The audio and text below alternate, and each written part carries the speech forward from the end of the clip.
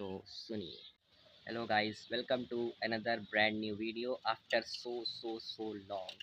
तो आज की वीडियो में हम बात करने वाले हैं dark matter, dark energy. Mostly dark matter की बात करेंगे, डार्क एनर्जी किसी दूसरे वीडियो में। तो आपसे मैं कुछ क्वेश्चन पूछूंगा, आपको कुछ बताऊंगा, अपने जवाब में मैं बताऊंगा, आपको कमेंट में अपना जवाब देना है। सब मिल करके साइंस सीखेंगे और इस डार्क मैटर की गुत्थी को सॉल्व करेंगे हम लोग मिलके। तो वीडियो को शुरू करते हैं।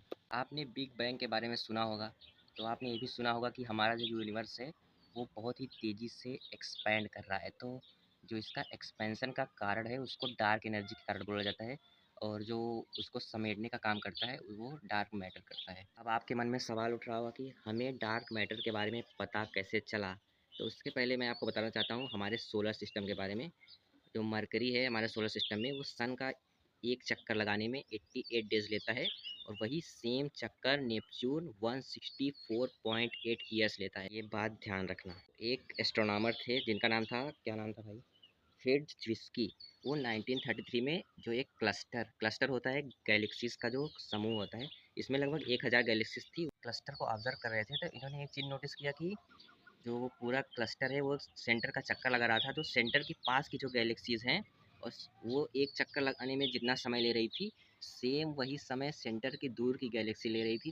जैसे नेपच्यून के केस में हो रहा था, यहाँ पे वैसा कुछ नहीं हो रहा है। तो ये देख कर ये शॉक हो गए कि आखिर ये कैसे हो सकता है। इन्होंने ये भी ऑब्जर्व किया कि अगर सेंटर के पास की गैलेक्सी और सेंटर के दूर की गैलेक्सी को अगर उस रफ्तार से मूव करना है, तो उस पूरे क्लस्टर का मास, जो प्रेजेंट मास है, उससे 400 गुना ज़्यादा होना चाहिए। यह सीधे सीधे प्रूफ करता है कि उस क्लस्टर में कोई ऐसी चीज़ है जिसे हम देख नहीं पा रहे हैं, और वो उस मास के लिए रिस्पॉन्सिबल है।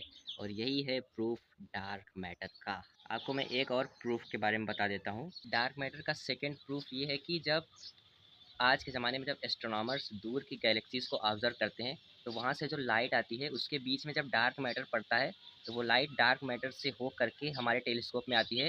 तो उसके पीछे जो गैलेक्सीज़ हैं उनकी टेढ़ी मेढ़ी इमेज बनती है। इमेज बननी चाहिए थी एकदम नॉर्मल जैसे गैलेक्सीज होती हैं उसमें, लेकिन गैलेक्सीज की इमेज टेढ़ी मेढ़ी बन रही है। इसका मतलब रास्ते में कोई ऐसी चीज़ है जो कि लाइट को बेंड कर दे रही है। तो ये है दूसरा प्रूफ डार्क मैटर का। इसको डार्क मैटर क्यों बोला गया? पहली बात ये है मैटर, मतलब ये ग्रेविटी जनरेट कर सकता है, इसके पास मास है। लेकिन डार्क इसलिए बोला गया क्योंकि हम इसे देख नहीं पाते। तो एक इस प्रकार का मैटर है जिसे हम देख नहीं पाते, लेकिन ये ग्रेविटी के लिए रिस्पॉन्सिबल है। इसको हम आज तक देख नहीं पाए हैं, आखिर क्यों? क्या ये किसी दूसरे डायमेंशन में एग्जिस्ट करता है? आपको क्या लगता है? डार्क मैटर का एक और क्वालिटी है, ये ना तो ईएम वेव से, मतलब इलेक्ट्रोमैग्नेटिक वेव से रिएक्ट करता है, किसी भी चीज़ से रिएक्ट नहीं करता, सिर्फ ये ग्रेविटी जनरेट करता है। सिर्फ यही। इसीलिए हमारे पास इसके बारे में लिमिटेड इन्फॉर्मेशन है, और ये थ्रू आउट द यूनिवर्स फैला हुआ है। कहीं कम पाया जाता है, कहीं ज़्यादा पाया जाता है। तो आपने कभी सोचा है कि ये तो हमारे सोलर सिस्टम में भी पाया जाता होगा? जब हर जगह पाया जाता है, तो ये हमारे सोलर सिस्टम को क्यों अफेक्ट नहीं कर रहा है? क्यों मरकरी और वीनस अलग अलग रेट से सन का एक चक्कर लगा रहे हैं? मरकरी और वीनस को भी सेम तरह से सन का चक्कर लगाना चाहिए। तो इसका सिंपल सा जवाब है, ये लार्ज स्केल पे काम करता है, जहाँ ढेर सारे, जब हम क्लस्टर की बात करते हैं गैलेक्सीज के समूह का, उसके सामने हमारा सोलर सिस्टम क्या है। बोला तो ये भी जाता है कि बिग बैंग के पहले भी डार्क मैटर एग्जिस्ट करता था, क्योंकि जैसे बिग बैंग हुआ होगा तो डार्क मैटर का काम क्या है? चीज़ों को समेटना। और डार्क एनर्जी क्या है? चीज़ों को दूर फैला रही। तो अगर बिग बैंग के पहले या उसके जस्ट बाद ही डार्क मैटर नहीं बना होता, तो यूनिवर्स एकदम टुकड़ों में फैल जाता। ना तो हाइड्रोजन गैसेस पास पास आती, ना तो प्लैनेट्स बनते, ना तो हम बनते, ना तो पेड़ पौधे बनते, कुछ नहीं बनता। तो ये एक इम्पॉर्टेंट रोल है डार्क मैटर का हमारी लाइफ में भी। स्पेस खाली होता है, वहाँ पे कुछ नहीं होता है। तो आज इसको भूल जाइए, क्योंकि स्पेस के वैक्यूम में भी डार्क मैटर होता है। तो अभी इंटरेस्टिंग बात यह है कि आज तक कोई ऐसी थ्योरी बनी ही नहीं है जो डार्क मैटर को एक्सप्लेन कर पाए। चाहे वो न्यूटन की कोई थ्योरी हो, चाहे वो आइंस्टाइन की रिलेटिविटी हो। तो अभी इस जनरेशन में जो आप लोग सुन रहे हैं, आपके पास पूरा मौका है कि आप कोई अपनी थ्योरी प्रेजेंट करें, और आपको इसके बारे में सोचना चाहिए। इसी की एक थ्योरी ये भी है कि वो बताती है कि जो ये डार्क मैटर है वो प्राइमोर्डियल ब्लैक होल से बना है।